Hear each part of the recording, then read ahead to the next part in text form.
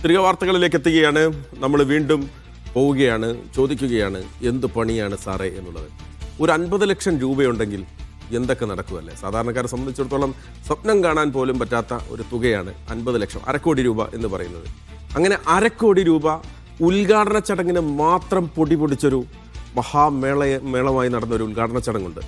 അത് കണ്ണൂരിലായിരുന്നു. കണ്ണൂരിൽ ഫെബ്രുവരി 25-ാം തീയതി മുഖ്യമന്ത്രി കണ്ണൂർ കല്യാട്ടെ അന്താരാഷ്ട്ര ആയുർവേദ ഗവേഷണ കേന്ദ്രം ഉദ്ഘാടനം ചെയ്ത് നമ്മൾ ഓർക്കുന്നുണ്ട്. ഉദ്ഘാടനം കഴിഞ്ഞ് 2 മാസം ആകാറായിട്ടും ഗവേഷണ കേന്ദ്രം തുറന്ന് പ്രവർത്തിക്കാൻ ഇതുവരെ ഒരു ഒരുക്കവുമില്ല എന്നുള്ളതാണ്. കേന്ദ്രത്തോടനുബന്ധിച്ച് തുടങ്ങാനിരുന്ന ആശുപത്രിയും ഇതുവരെ ആരംഭിച്ചിട്ടില്ല. ഏറ്റെടുത്ത ഭൂമിയുടെ നഷ്ടപരിഹാരം പോലും ഭൂ ഉടമകൾക്ക് നൽകാത്തതും വലിയ പ്രതിസന്ധിയാണ്. മുഖ്യമന്ത്രിയും ആരോഗ്യമന്ത്രിയും ഉൾപ്പെടെയുള്ള പ്രമുഖരാണെന്ന ഉദ്ഘാടന ചടങ്ങിൽ പങ്കെടുത്തത്. 1/2 കോടിയോളം രൂപ പൊടിപൊടിച്ചാണ് അതിൻ്റെ ചെലവ് ആയിട്ടുണ്ട് എന്നാണ് അന്നത്തെ വിവരം. ആ ഉദ്ഘാടന ചടങ്ങ് എങ്ങനെയായിരുന്നു എന്നറിയാമോ? ഇങ്ങനെയായിരുന്നു.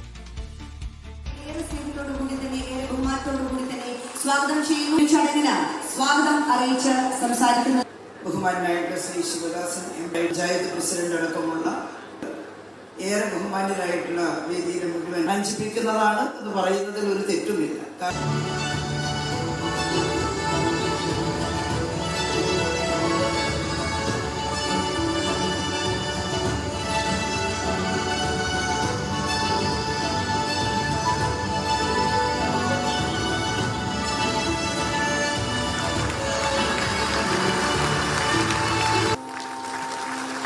ഏക്കർ വിസ്തൃതിയുള്ള സ്ഥലത്ത് ആദ്യഘട്ട നിർമ്മാണം പൂർത്തിയാക്കിയിരിക്കുന്ന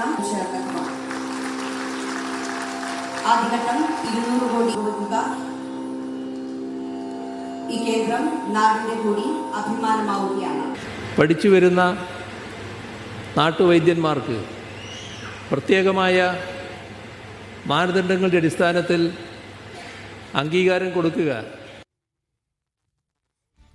എന്തായാലും ഈ കാണുന്ന പദ്ധതികളൊക്കെ നാടിന് ആവശ്യമായിട്ടുള്ള പദ്ധതികളാണ് എന്ന കാര്യത്തിൽ ഒരു സംശയവുമില്ല. നമ്മുടെ ആരോഗ്യരംഗത്ത് വലിയ മാറ്റങ്ങൾ കൊണ്ടുവരാൻ പറ്റുന്ന കെൽപ്പുള്ള പദ്ധതി തന്നെയാണ് എന്നുള്ളത് നമുക്കറിയാം. പ്രത്യേകിച്ച് അന്താരാഷ്ട്ര ആയുർവേദ ഗവേഷണ കേന്ദ്രം എന്ന് പറയുന്നത് കേരളത്തെ സംബന്ധിച്ചിടത്തോളം അതൊരു അഭിമാന പദ്ധതിയാണ്.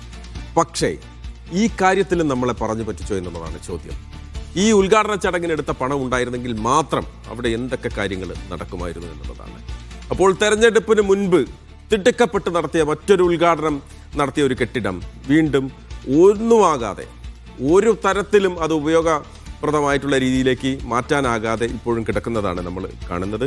ബിജീഷ് ഗോവിന്ദൻ ചേരുകയാണ് അവിടെ നിന്ന്. എന്തായാലും ബിജീഷ്, എന്താണ് വലിയ സ്വപ്നങ്ങളായിരുന്നു നമ്മളെ സംബന്ധിച്ചിടത്തോളം അത്, പ്രത്യേകിച്ച് ആയുർവേദ ഗവേഷണ കേന്ദ്രം എന്ന് പറയുന്നത്. കേരളത്തിൻ്റെ ആയുർവേദവും കേരളവും തമ്മിലുള്ള ബന്ധം, ലോകത്തിന് മുന്നിൽ കേരളത്തിൻ്റെ ആയുർവേദത്തിൻ്റെ പാരമ്പര്യമൊക്കെ നമുക്ക് അറിയുന്നതാണ്. അപ്പോൾ അതെല്ലാം ഉൾക്കൊള്ളിക്കാൻ പറ്റുന്ന ഒരു കേന്ദ്രമായിരുന്നു. ഇതിപ്പോൾ കെട്ടിടത്തിൻ്റെ പണി പൂർത്തിയായിട്ടുണ്ടോ? എന്താണ് അവിടുത്തെ ഒരു പൂർണ്ണ തോതിലേക്ക് അതെപ്പോൾ സജ്ജമാകുമെന്ന കാര്യത്തിൽ എന്തെങ്കിലും തരത്തിലുള്ള ഉറപ്പ് അവിടെ അധികൃതർക്ക് തരാനാകുന്നുണ്ടോ ബിജീഷ്?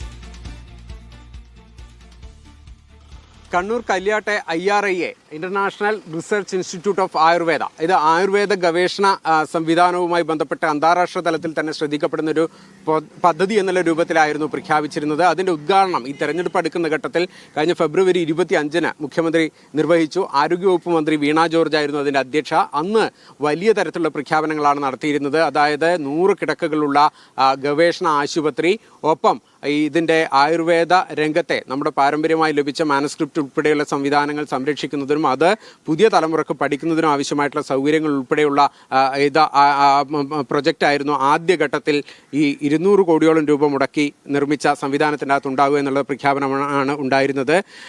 ഇതിനു വേണ്ടിയിട്ട്, ഈ പ്രൊജക്റ്റ് നടപ്പാക്കുന്നതിന് വേണ്ടിയിട്ട് ഏകദേശം 311 ഏക്കറോളം ഭൂമി ഇവിടെ ഏറ്റെടുത്തിരുന്നു. കല്യാട് വില്ലേജിൽ ഉൾപ്പെട്ട ഭൂമിയാണ് ഏറ്റെടുത്തത്. 100 ഏക്കർ ഭൂമി സർക്കാരിൻ്റെതും അതുപോലെ തന്നെ 200 ഏക്കറിലധികം ഭൂമി സ്വകാര്യ വ്യക്തികളുടേതുമാണ് ഏറ്റെടുത്തിരുന്നത്. പക്ഷേ ഈ പ്രൊജക്ടിന് വേണ്ടി ഏറ്റെടുത്ത സ്വകാര്യ വ്യക്തികളുടെ ഭൂമിക്ക് ഇതുവരെ പണം പൂർണ്ണമായി കൊടുത്തു തീർത്തിട്ടില്ല. അതിൻ്റെ നഷ്ടപരിഹാര തുക പൂർണ്ണമായി നൽകിയിട്ടില്ല. അതിൻ്റെ ഒരു പ്രശ്നം ഒരു ഭാഗത്ത് നിൽക്കുന്നുണ്ട്. അതിനിടെയാണ് ഈ വലിയ ആഘോഷപൂർവ്വം നടത്തിയ ഉദ്ഘാടനത്തിൽ പ്രഖ്യാപിച്ച കാര്യങ്ങളൊന്നും തന്നെ ഈ 2 മാസം കഴിഞ്ഞ സാഹചര്യത്തിലും ഇവിടെ നടപ്പായിട്ടില്ല എന്നുള്ളത് വ്യക്തമാകുന്നത്. നമ്മൾ ഈ പദ്ധതി വരുന്ന സമയത്ത് പൂർണ്ണ പിന്തുണയായിരുന്നു നാട്ടുകാരുണ്ടായിരുന്നത്. പക്ഷേ ഈ തെരഞ്ഞെടുപ്പ് പ്രഖ്യാപിച്ച ഘട്ടത്തിൽ അങ്ങ് ചാടിക്കയറി ഉദ്ഘാടനം ചെയ്തു. ശരിക്കും നാട്ടുകാരെ പറ്റിക്കുന്നൊരവസ്ഥയിലേക്ക് കാര്യങ്ങൾ വന്നു അല്ലേ? തീർച്ചയായിട്ടും നമ്മളിതിൻ്റെ പ്രാരംഭഘട്ടം മുതൽ കാര്യങ്ങൾ വിശദീകരിക്കേണ്ടതുണ്ട്. കാരണം എന്താ വെച്ചാൽ 2019-ലാണിത് തറക്കല്ലിടുന്നത്. അന്ന് തറക്കല്ലിടുമ്പോൾ നാടിനൊരു ഉത്സവമായിട്ടാണ് തറക്കല്ലിട്ടത്. കാരണം വെച്ചാൽ അവിടെ രാഷ്ട്രീയമോ ജാതിയോ മതമോ ഒന്നും നോക്കാതെ തന്നെ ഇത് നാടിൻ്റെ ഒരു സംരംഭമാണ്. ഈ നാട്ടിലകത്ത് വലിയൊരു തൊഴിൽ സാധ്യതകളും അതുപോലെ തന്നെ പഠന ഗവേഷണ കേന്ദ്രങ്ങളും ലോകത്തിൻ്റെ എല്ലാ മേഖലകളിൽ നിന്നും ഇവിടെ ആളുകൾ ഇവിടെ വരും. നമ്മുടെ നാടിൻ്റെ സംസ്കാരം തന്നെ മാറാൻ വേണ്ടി പോകുക എന്നുള്ള വലിയ പ്രതീക്ഷയിലാണ് നാട്ടുകാർ ഇതിനെ സ്വീകരിച്ചത്. അന്ന് കേന്ദ്ര ഗവൺമെൻറ്റാണ് ഈ പ്രോജക്റ്റ് പ്രഖ്യാപിച്ചത്. 680 കോടി രൂപ പ്രഖ്യാപിച്ചുകൊണ്ട് ഇതൊരു വേൾഡ് വൈഡ് പദ്ധതിയാക്കി പ്രഖ്യാപിച്ചു. പക്ഷേ അന്നേ ഈ പദ്ധതി ഫേക്കാണെന്ന് മറ്റുള്ളവർക്ക് മനസ്സിലായി. കാരണം എന്താ വെച്ചാൽ അന്ധമായ രാഷ്ട്രീയം ഈ പദ്ധതിക്കകത്ത് കടന്നുകൂടിയിട്ടുണ്ട്. കാരണം അന്ന് കേന്ദ്ര ഗവൺമെൻറ് ഈ പദ്ധതി പ്രഖ്യാപിച്ചപ്പോൾ മറ്റ് ഒരു രാഷ്ട്രീയ പാർട്ടിയും ഇതിൻ്റെ അകത്തേക്ക് കൂട്ടാതെ അല്ലെങ്കിൽ ഈ തറക്കല്ലിടലിൽ BJP പോലും ക്ഷണിച്ചിട്ടില്ല. മറ്റ് ഇൻ്റർനാഷണൽ കോൺഗ്രസിനെയോ മറ്റ് ഇതര രാഷ്ട്രീയ പ്രസ്ഥാനത്തെയോ ആരെയും തന്നെ വിളിക്കാതെ ഏകപക്ഷീയമായി ഇടതുപക്ഷം മാത്രം ഇത് തറക്കല്ലിടുമ്പോൾ തന്നെ ഇവിടുത്തെ BJP ഈ പദ്ധതിക്ക് എതിരായി മാറുന്ന ഒരു അവസ്ഥയുണ്ടായി. അതുകൊണ്ട് തന്നെയാണ് ഈ പദ്ധതി ഇത്രയും പരാജയപ്പെടാൻ പ്രധാന കാരണം. കാരണം ഫണ്ടില്ല.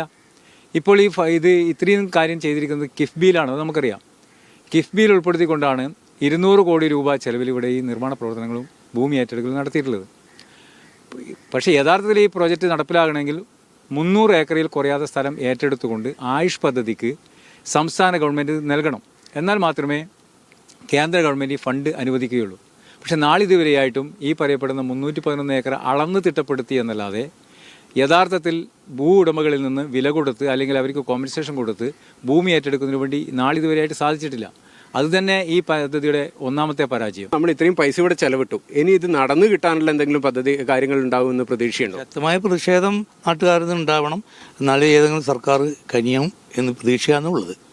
അതിൽ കൂടുതൽ ഇപ്പോഴും ലേറ്റസ്റ്റ് എന്ന് വെച്ചാൽ കുറേ തെരുവ് നായ്കൾക്ക് കയറി കിടക്കാനുള്ള സുഖമായ ഒരു ഇടം എന്നല്ല കവിഞ്ഞ് ഞങ്ങളൊന്നും കാണുന്നില്ല.